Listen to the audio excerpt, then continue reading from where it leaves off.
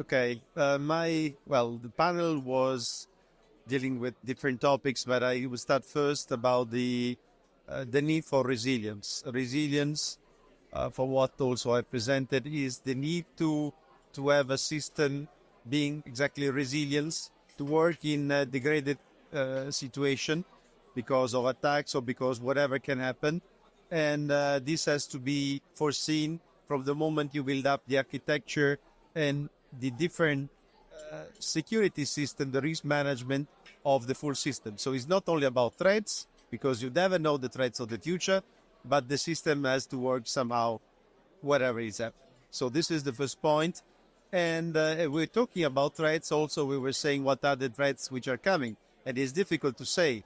But for me, one of the big threats is let's say, the ignorance. So we need to work on skills, on competence for the professionals, but also on the cyber hygiene of the citizens, because the citizens have to know how to behave with the digital transformation, with the digital tool and so on, and not be attracted by different fraud, but also this information which can happen and can really perturb the democratic life. And another topic also was about the evolution. The other topic was how you see the evolution in the future. And the future is, the future is already today in a sense. We have said, and NISA said that they're looking for the supply chain, trust in supply chain, but also on skills, exactly. So these are really something that we need to work upon now as in the future, because also will remain an issue.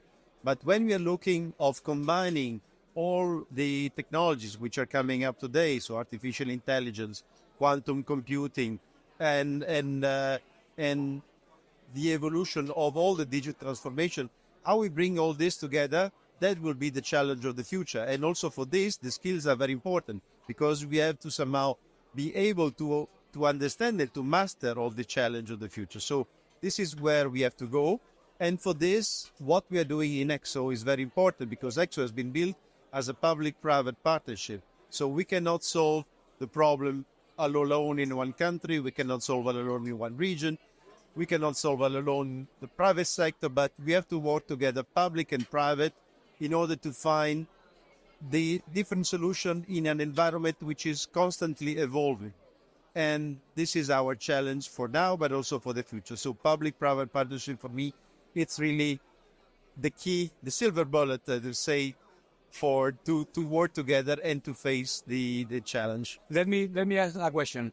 We see different speeds on member states about maturity, and there's also different speeds between public and private organizations.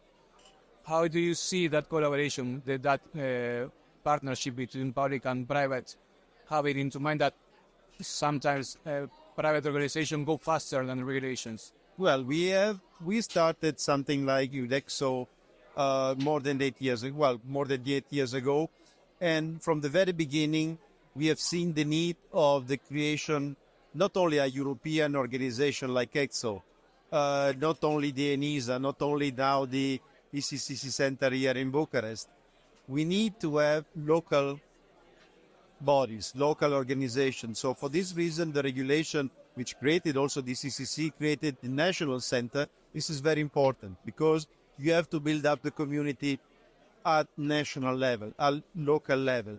And then you need to bring all this together. We are doing already this with different communities in EXO for more than 8 years, but we need to do it also in a more institutional way.